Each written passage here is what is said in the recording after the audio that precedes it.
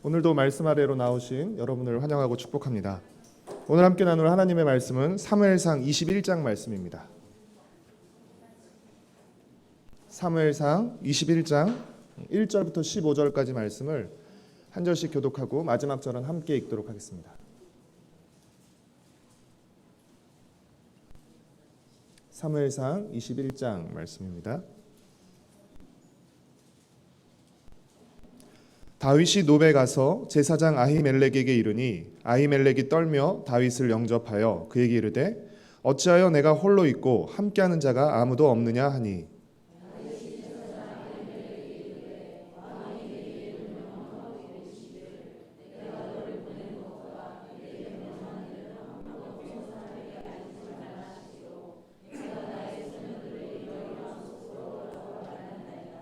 이제 당신의 수중에 무엇이 있나이까 떡 5덩이나 무엇이나 있는 대로 내 손에 주소서 하니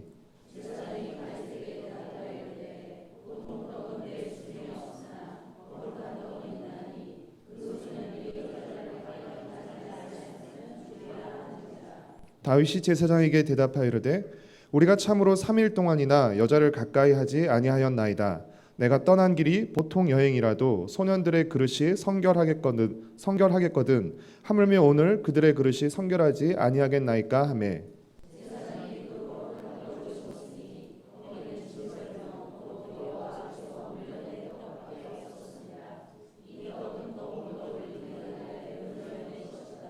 그날에 사울의 신하 한 사람이 여호와 앞에 머물러 있었는데 그는 도액이라 이름하는 에돔 사람이요 사울의 목자장이었더라.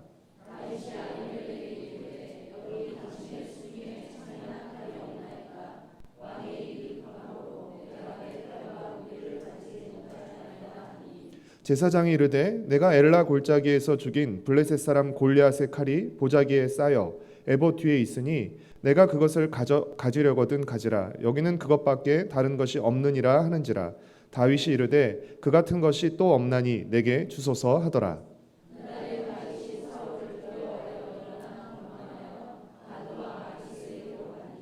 아기스의 신하들이 아기스에게 말하되 이는 그 땅의 왕 다윗이 아니니이까 무리가 춤추며 이 사람의 일을 노래하여 이르되 사울이 죽인 자는 천천히요 다윗은 만만이로다 하지 아니하였나이까 한지라.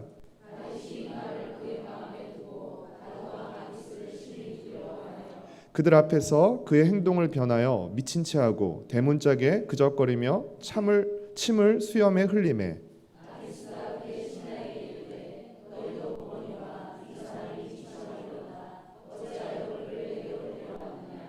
내게 미치광이가 부족하여서 너희가 이 자를 데려다가 내 앞에서 미친 짓을 하게 하느냐 이 자가 어찌 내 집에 들어오겠느냐 하니라. 아멘.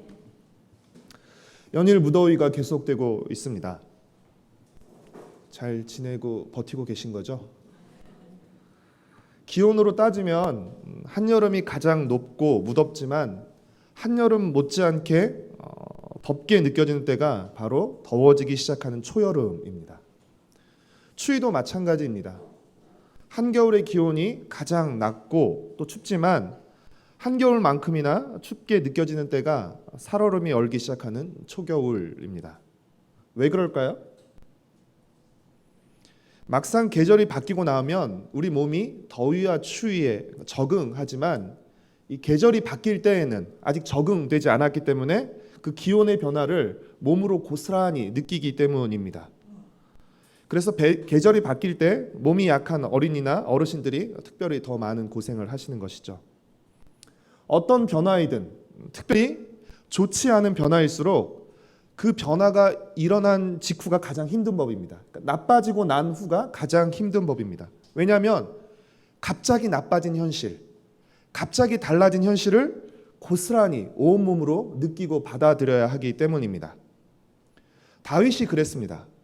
다윗은 골리앗을 한 방에 쓰러뜨린 스타 중에 스타였습니다. 그리고 싸웠다 하면 승리를 거두는 연전연승의 지휘관이었습니다. 그리고 왕의 사위이기도 했습니다. 부마라고 그러죠. 왕의 사위이기도 했습니다. 아마 이스라엘의 권력 순서를, 권력 서열을 이렇게 매겼다면 아마 다윗은 한 세 번째 정도에 들어갔을 것 같습니다. 첫 번째 사울, 두 번째 요나단, 그리고 다윗 이 정도에 들어갔을 것 같습니다. 백성들의 인기 투표를 아마 받으면 아마 다윗은 3위가 아니라 1등을 차지할 만큼 백성들의 많은 사랑을 받는, 그래서 남부러울 것 없는 촉망받는 사람이었습니다. 그랬던 다윗이 갑자기 사울의 미움과 시기를 사서 아무 이유 없이 또 아무 잘못 없이 지금으로 치면 1급 수배자가 되어서 하루아침에 쫓기는 신세가 됩니다. 그러니까 정상에 있다가 갑자기 하루아침에 나락으로 떨어지게 된 것이죠. 지금까지 자신의 명령을 받고 자신과 함께 싸우러 다녔던 병사들이 이제 자신을 잡으러 다니기 시작했습니다. 그 과정에서 다윗은 자신의 달라진 이 신세, 갑자기 낮아진 이 처지의 변화를 피부로 그리고 온몸으로 느꼈을 것입니다.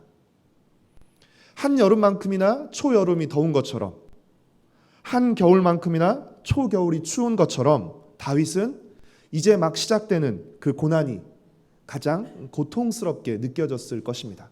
우리는 이후의 결과를 알죠. 더 센 게 남아있다는 것을 알죠. 그러니까 이것 좀 아무것도 아니야라고 할 수 있을지 모르지만 갑자기 달라진 환경 속에서 고난을 당하는 다윗에게 지금 이제 막 당하는 고난은 어쩌면 가장 큰 고난처럼 느껴졌을 것입니다. 다윗은 요나단과 헤어진 후에 사울을 피해 노베에 있는 제사장 아히멜렉에게 찾아갑니다. 다윗의 이 갑작스러운 방문에 아히멜렉은 놀랐습니다.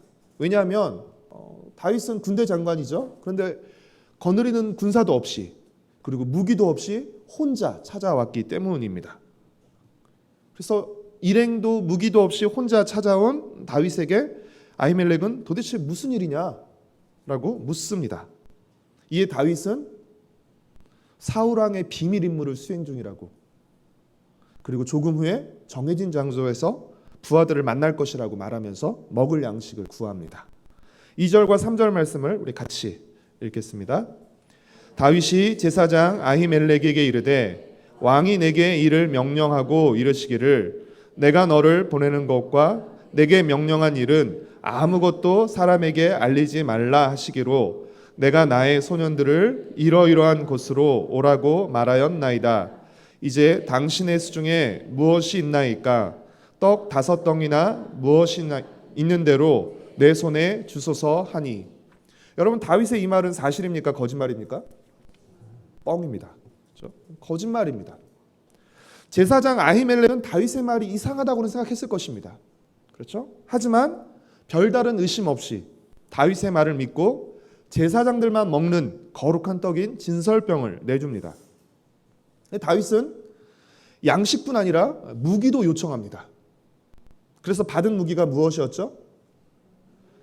9절 말씀을 같이 읽겠습니다. 제사장이 이르되 내가 엘라 골짜기에서 죽인 블레셋 사람 골리앗의 칼이 보자기에 쌓여 에봇 뒤에 있으니 내가 그것을 가지려거든 가지라. 여기는 그것밖에 다른 것이 없느니라 하는지라. 다윗이 이르되 그 같은 것이 또 없나니 내게 주소서 하더라. 바로 골리앗의 칼이었습니다. 다윗이 골리앗과의 싸움에서 승리한 후에 다윗은 칼 없이 싸워서 이긴 것이죠. 그래서 어떤 칼로 골리앗의 머리를 베죠? 바로 골리앗이 가지고 있던 칼로 골리앗의 머리를 뱁니다. 골리앗과의 싸움에서 승리한 후 골리앗의 머리를 베었던 칼이 놀랍게도 노베에 있는 성소에 있었던 것입니다. 그래서 이 칼도 챙기게 되는 것이죠. 제사장 아히멜렉은 아마도 다윗이 쫓기는 신세라는 것을 몰랐던 듯 싶습니다. 그러나 설령 다윗이 쫓기는 신세라는 것을 몰랐다 하더라도 쫓기는 다윗에게 양식과 무기를 주었다는 것은 무엇을 의미하죠? 다윗에게 협조했다는 것을 의미합니다. 일종의 범인 은닉죄 또는 범인 도피 방조죄가 적용되는 것이죠. 더군다나 사울의 신하 한 사람이 아히멜렉이 다윗에게 양식과 무기를 주는 모습을 지켜보고 있었습니다. 그가 누구죠? 7절 말씀을 함께 읽겠습니다. 그날에 사울의 신하 한 사람이 여호와 앞에 머물러 있었는데 그는 도액이라 이름하는 에돔 사람이요 사울의 목자장이었더라. 바로 도액이라는 사람이었습니다. 아니나 다를까 이 도액의 보고로 인해서 도액이 이것을 보고 가만히 있지 않았습니다. 그래서 사울에게 보고했습니다. 이 보고로 인해서 제사장 아히멜렉과 노베 모든 제사장들은 다 죽임을 당합니다. 자세한 내용은 우리가 22장을 다룰 때 함께 더 살펴보도록 하겠습니다. 다윗도 아마 도액이 옆에서 감시하고 있다는 것을 느꼈던 것 같아요. 그러니까 우리가 영화 같은 데 보면 그렇죠? 둘이 은밀하게 대화하고 있는데 옆에서 이렇게 문 열고 이렇게 보는 사람들 있죠? 아마 문 열고 이렇게 보는 도액의 눈길을 아마 다윗은 느꼈고, 그래서 노비 결코 안전하지 않다는 것을 느꼈을 것입니다. 근데 문제는 뭐죠? 이 도액과 같은 감시자가, 사울이 보낸 감시자가 노베만 있는 것이 아니라 이스라엘 어디를 가든지 이 도액과 같은 감시자가 있다는 것이었죠. 이스라엘 어느 곳을 가도 이 사울의 감시와 추격으로부터 안전할 수 없다면, 그렇다면 이제 다윗에게 남은 선택은 무엇이죠? 이스라엘 밖으로 도망치는 것입니다. 이스라엘 안에서는 안전할 수 없다면 그러면 이스라엘 밖으로 도망가는 수밖에 없는 것이죠. 그래서 다윗이 어디로 도망가게 됩니까? 10절 말씀을 같이 읽겠습니다. 그날에 다윗이 사울을 두려워하여 일어나 도망하여 가드 왕 아기스게로 가니. 블레셋의 땅, 블레셋에 있는 가드라는 곳으로 가게 됩니다. 이 블레셋으로의 망명은 다윗의 처지로 보면 어쩌면 가장 현실적인 생존 전략이라고 할 수 있습니다. 이스라엘 안에서 안전할 수 없으니까 어디를 가든지 도액과 같은 감시자가 있고, 그 보고를 받으면 당장이라도 사울이 군대를 보내서 자신을 잡아 죽이려고 할 것이기 때문에, 어쩌면 블레셋으로 망명하는 것은 가장 현실적인, 가장 생존 가능성이 높은 전략일 수 있을 것입니다. 그러나 여러분, 이스라엘 왕으로 기름 부음 받은 다윗이 자기 땅을 떠나서, 왕이 자기 땅을 떠나서 이 블레셋의 가드 왕의 신하로 산다는 것은 어쩐지 적절치 않아 보입니다. 나중에 그가 아기스에게로 도망갔을 때 아기스의 신하들이 11절에 뭐라고 말하냐면 다윗에 대해서 그 땅의 왕 다윗이라고 말합니다. 그러니까 지금 블레셋으로 가는 것은 왕이 자기 땅을 버리고 블레셋으로 도망가는 것이죠. 그러니까 지금 이 블레셋으로 도망가는 선택이 적절치 않아 보이고요. 그뿐 아니라 또 무엇을 미루어 보아서 이 선택이 적절치 않은 것인지, 또 하나님이 기뻐하시지 않은 것인지 알 수 있는 또 하나의 단서는 다윗이 이 선택을 내리는 데 있어서 하나님의 뜻을 묻는 모습이 전혀 나오고 있지 않다는 것입니다. 분명 그는 노베에 있는 성소에 가서 제사장 아히멜렉과 이야기하는 가운데 분명히 에봇 뒤에 칼이 있었죠. 골리앗의 칼이 있었죠. 그러니까 그 칼은 취하면서 그 에봇을 통해서 하나님의 뜻을 물으려 하지는 않았다는 것입니다. 어쨌건 다윗은 사울을 피해서 자신이 가장 안전하다고 생각한 곳으로 지금 움직이고 있는 것입니다. 학자들에 따르면 가드는 다윗의 고향인 베들레헴과 가장 가까운 거리에 있는 블레셋 도시였다고 합니다. 그러니까 현실적으로 자기 고향과도 가장 가깝고, 그리고 이스라엘을 벗어나는 그 가드가 가장 안전할 곳이라고 생각을 했던 것이죠. 그러나 상황은 다윗의 예상과는 완전히 다르게 전개되었습니다. 아기스의 신하들이 다윗을 보자마자 다윗이 골리앗을 죽이고 자신의 민족인 블레셋을 무찌르는 데 앞장섰던 그 원수였다는 사실을 언급하면서 다윗을 가만히 내버려둬서는 안 된다라고 아기스 왕에게 말합니다. 그러니까 일종의 망명, 제2인자, 3인자로서 망명을 해서 그곳에서 아기스가 걷어주면 안전할 거라고 생각했는데 오히려 어떻게 해요? 이 사람이 우리 블레셋을 죽이는데 앞장섰던 사람입니다 라고 골리앗을 죽였다는 사람이란 것을 증명하는 빼도 박도 못하는 증거가 있죠. 골리앗의 칼을 들고 있는 것이죠. 그러니까 사울을 피해서 사울이 쫓아올 수 없는 가장 안전한 곳으로 블레셋 땅 가드를 선택해서 그곳으로 망명해 갔는데 오히려 지금 적의 소굴에 제 발로 들어가서 갇힌 셈이 돼버리고 만 것입니다. 그러면서 순간적으로 다윗의 마음에는 내가 잘못하다가는 내가 살로 이곳에 왔는데 잘못하면 내가 여기서 죽을 수도 있겠다라는 그런 두려운 마음이 다윗의 마음 가운데 들기 시작합니다.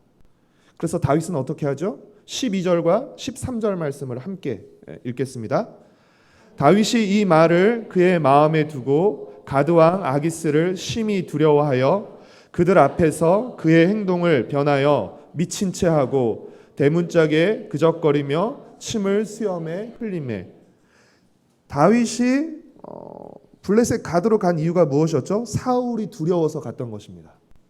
사울이 두려워서 그곳에 갔는데 어떻게 이제는 가드왕 아기스를 두려워하게 되는 것이죠. 그래서 어떻게 해요? 입에 거품을 물고 수염에 침을 흘리며 머리를 성문에 찌으며 미친 척을 했습니다. 짠하죠. 이것을 보면서 어쩌면 다윗은 미친 척 연기하는 것이 아니라 정말 미치고 싶을지도 모르겠다는 생각도 들어요. 정말 미치고 팔짝뛸 노릇인 것이죠. 야, 뭐 일이 안 돼도 이렇게 안 되냐? 갑자기. 그렇죠? 기껏 살려고 하는데 여기서도 꼼짝없이 죽게 생긴 거죠. 그러니까 정말 미치고 싶은 마음을 그렇게 표현한 것인지도 모르겠습니다. 다윗의 이 실감나는 미친 척에 아기스는 신하들에게 화를 냅니다. 그러면서 다윗을 쫓아내라고 명령하게 되죠. 14절 15절 말씀을 같이 읽겠습니다. 아기스가 그의 신하에게 이르되 너희도 보거니와 이 사람이 미치광이로다. 어찌하여 그를 내게로 데려왔느냐. 내게 미치광이가 부족하여서 너희가 이 자를 데려다가 내 앞에서 미친 척을 하게 하느냐. 이 자가 어찌 내 집에 들어오겠느냐 하니라. 이렇게 해서 다윗은 이방 땅 블레셋에서 어떻게 보면 그렇죠? 이방 땅 블레셋에서 죽을 뻔했는데 그 죽을 고비를 넘기게 됩니다. 오늘 21장의 이 다윗의 상황을 날씨로 비유하면 한여름이 아니라 다윗은 초여름의 고난을 만난 것이라고 할 수 있습니다. 왜냐하면 지금의 고난이 작아서가 아니라 앞으로 당할 고난에 비하면 이것은 이제 고난의 시작일 뿐이기 때문에 그런 것이죠. 초여름의 고난을 만난 다윗이 달라진 상황 속에서 갑자기 변해버린 처지 속에서 이 초여름의 고난을 피하기 위해서 택한 다윗의 방법은 무엇이었습니까? 바로 속임수였습니다. 거짓말이었습니다. 오늘 21장에서 다윗의 두 가지 모습을 보이는데요. 제사장 아히멜렉을 속입니다. 그리고 가드왕 아기스를 미친 척하며 또 속입니다. 다윗은 사울왕의 비밀 임무를 수행 중이라면서 제사장 아히멜렉을 속였고 블레셋 가드에서도 침 흘리고 미친 척하면서 아기스 왕을 속였습니다. 이 쫓기는 위험한 상황에서 자신의 안전과 생존을 위해서 거짓말을 하고 미친 척을 하는 것은 얼마든지 이해가 됩니다. 살 수만 있다면 우리라도 충분히 그렇게 했을 것입니다. 그러나 21장에서 다윗에게 아쉬운 모습은 하나님께 기도하거나 하나님의 도움을 구하는 모습이 나타나지 않고 있다는 것입니다. 21장 전체에서 어디에서도 하나님의 뜻을 묻거나 하나님께 기도하거나 하나님의 도움을 구하는 모습이 나타나고 있지 않다는 것입니다. 사실 다윗은 지금 어떤 방법으로 자신의 위기를, 자신이 당한 고난을 지금 모면하려고 하고 있습니까? 속임수라는 인간적인 방법으로, 자신의 방법으로 이 위기를, 이 고난을 모면하려고 하고 있는 것입니다. 그러나 여러분, 이 속임수라는 방법으로 모면하려는 것 때문에 제사장 아히멜렉과 노베 제사장들은 사울에게 죽임을 당하게 됩니다. 그리고 다윗은 침을 흘리고 미친 척하면서 구차하게 목숨을 건져야 하는 그런 굴욕과 서글픔을 경험해야 했습니다. 우리가 성경에서 다윗을 떠올리면 어떤 모습을 가장 먼저 떠올리죠? 또 가장 많이 떠올리죠? 골리앗을 쓰러뜨리고 그렇죠? 이렇게 딱 우리 예전에 이런 어쨌건 이런 모습 그렇죠? 예전에 그림도 나왔었던 것 같은데. 그러나 우리가 잊지 말아야 할 하나의 또 모습은 침 흘리면서 미친 척했던 다윗의 모습입니다. 골리앗을 쓰러뜨린 모습만 다윗의 모습이 아니라 미친 척하면서 침 흘렸던 그 굴욕적인 모습 또한 다윗의 모습입니다. 사무엘 하에 보면 밧세바를 취해서 죄를 범하고 우리아를 죽이는 그 모습 또한 다윗의 모습인 것입니다. 그러니까 한 사람의 인생은 어느 한 모습으로 설명할 수가 없어요. 그 모든 모습들이 다 다윗의 모습들인 것이죠. 21장에 표면적으로는 다윗이 하나님께 도움을 구하는 모습도 나오고 있지 않고 또 표면적으로는 하나님께서 다윗을 도와주는 모습도 나오고 있지 않습니다. 그러나 다윗은 가드를 떠나서 정말 죽을 고비를 간신히 넘긴 것이죠. 미친 척해서 가드를 떠나서 다시 유다 땅으로 돌아오면서 그동안 자신이 잊고 있었던 하나님을 기억합니다. 그리고 하나님을 바라보고 하나님께 기도하기 시작합니다. 그러니까 그 돌아오는 가드를 떠나서 다시 유다 땅으로 돌아오는 그 다윗의 마음을 여러분 한번 떠올려 보십시오. 얼마나 서글픈 마음도 있을 것이고, 그렇죠? 야, 인생이 이게 뭔가라는 마음도 있을 것이고, 다시 또 사울이 자기를 잡아 죽이려고, 그렇죠? 노리고 있는 그 땅으로 들어가는 다윗의 마음이 얼마나 괴로웠겠습니까? 하지만 다윗이 다시 가드에서 유다로 돌아오면서 무엇을 깨닫게 되는 것이에요? 자신이 하나님께 묻지 않고 자신의 생각에 가장 안전한 곳으로 블레셋 가드로 갔지만 그곳이 오히려 위험한 곳이었고, 그곳에서 간신히 죽지 않고 다시 돌아올 수 있었던 것은 나의 미친 연기력 때문이 아니라, 정말 미친 연기력이네요. 표현 그대로. 나의 미친 연기력 때문이 아니라 하나님의 도우심 때문이었다는 것을 다윗은 깨닫게 되는 것이에요. 야, 내가 정말 미친 연기를 잘해서 사람들 깜짝같이 다 속아서 내가 무사히 살아남아서 올 수 있던 것이 아니라 하나님이 나를 도와주셔서, 내가 하나님께 묻지도 않고 내 마음대로 갔지만, 그래서 스스로 위기에 처했지만 하나님께서 나를 지켜주셨기에 내가 다시 나의 땅으로 돌아올 수 있었구나라는 사실을 깨닫게 된 것입니다. 여러분, 다윗이 그것을 깨닫고 지은 시편이 바로 시편 34편인 것입니다. 그래서 여러분, 우리가 사무엘상 21장을 읽을 때는 항상 시편 34편을 함께 읽으셔야 돼요. 우리 시편 34편을 한번 찾아볼까요?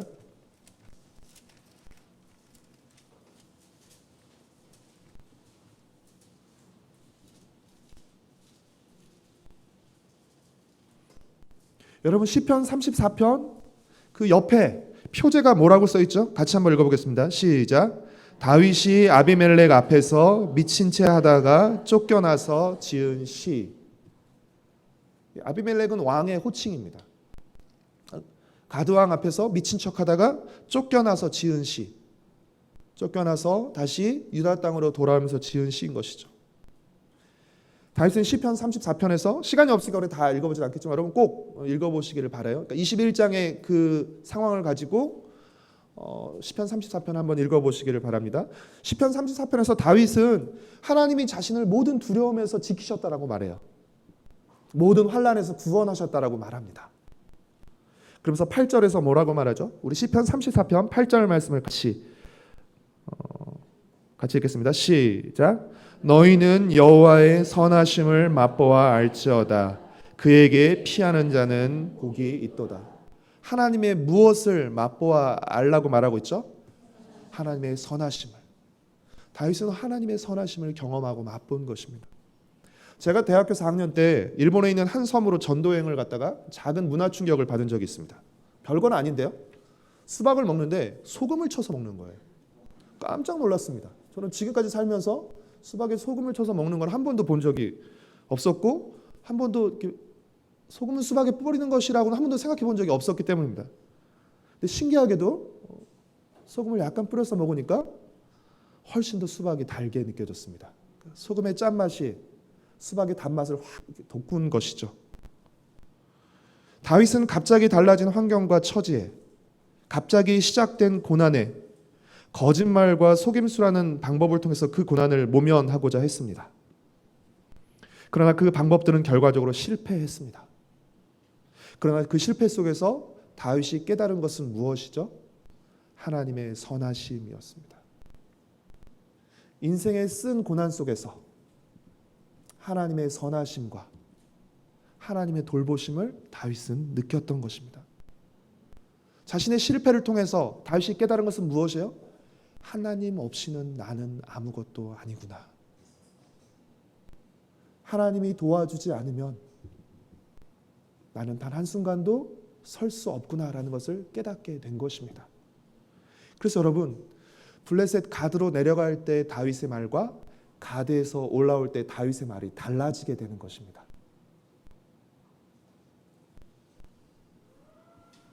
다윗은 하나님의 선하심과 하나님의 돌보심을 맛보았던 것입니다.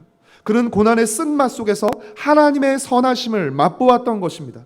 그래서 여러분 시편 34편을 보시면 어떤 내용이 나오냐면, 시편 34편 15절 말씀을 같이 한번 읽어볼까요? 시편 34편 15절 말씀 같이 읽겠습니다. 시작.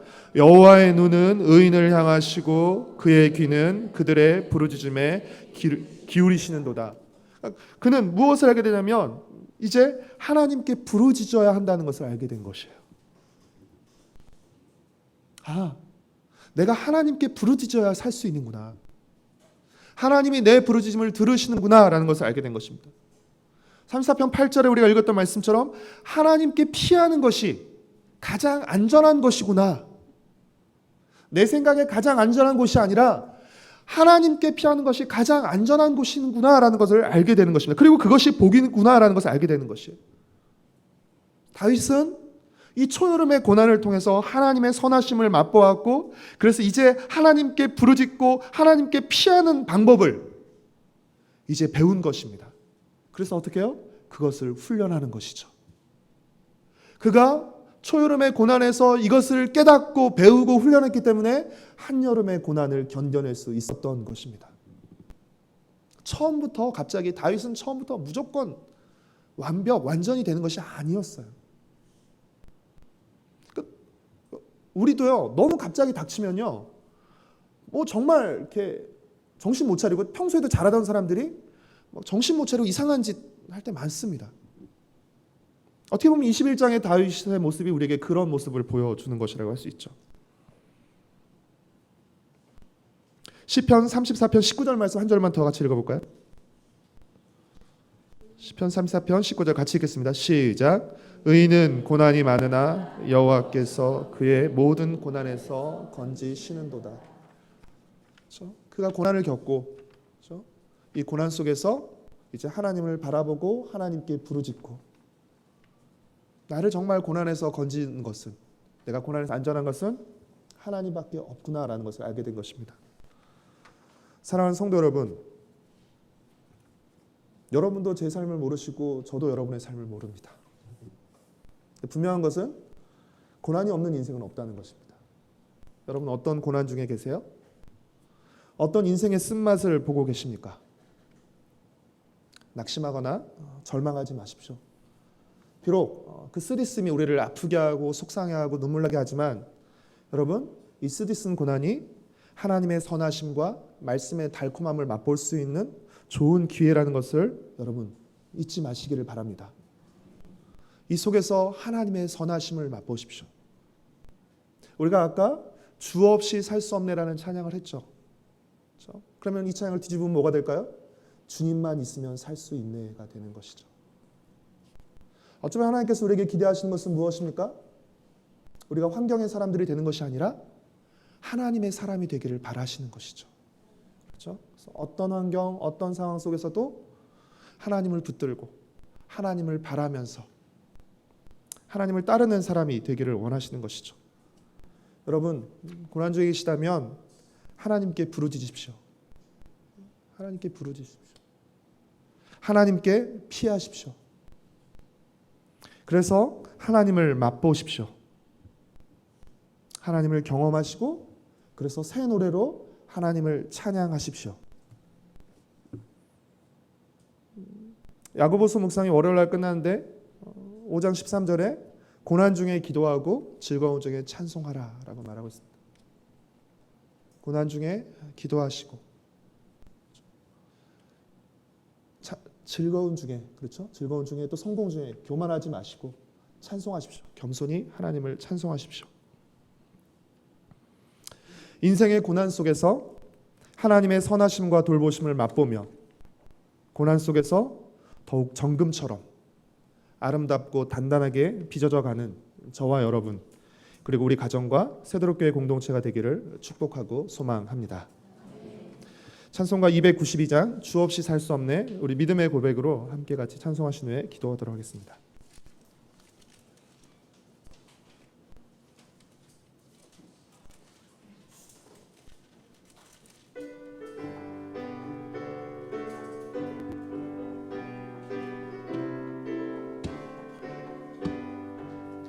주 없이 살 수 없네, 죄인의 구주여. 그 귀한 보배 피로 날 구속하소서. 구주의 사랑으로 흘리신 보혈이 내 소망 나의 위로 내 영광 됩니다.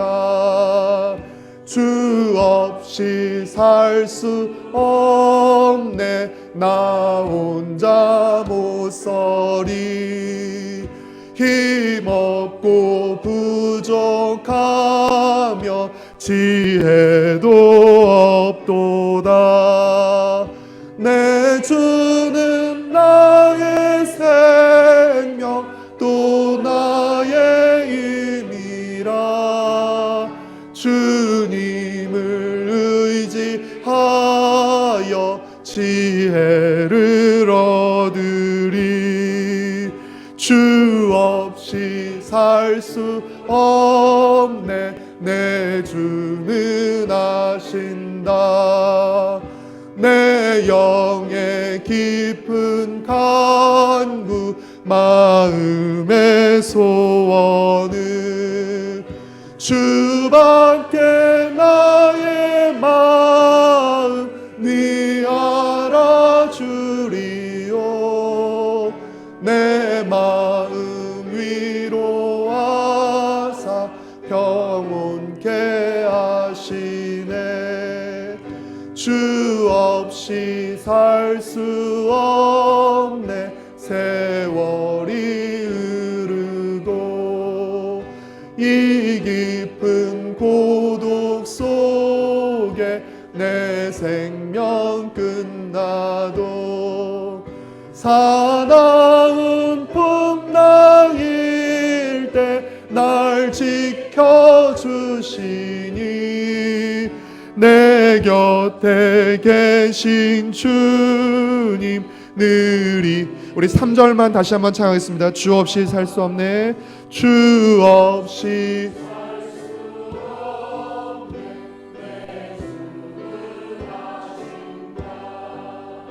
내 영의 깊은 간구 마음의 소원은 주밖에 나의 마음 네 알아주리요. 내 마음 위로하사 평온케 하시네. 함께 같이 기도하시겠습니다. 주님은 우리의 마음과 또 우리의 고난을 아십니다. 여러분 고난 중에 기도하십시오. 고난의 쓴맛을 하나님의 선하심을 맛볼 수 있는 기회로 삼으십시오. 나의 자금과 연약함을 하나님의 크고 강하심을 경험할 수 있는 기회로 삼으십시오. 주님, 하나님의 선하심을 맛볼 수 있도록 주님 도와주시옵소서.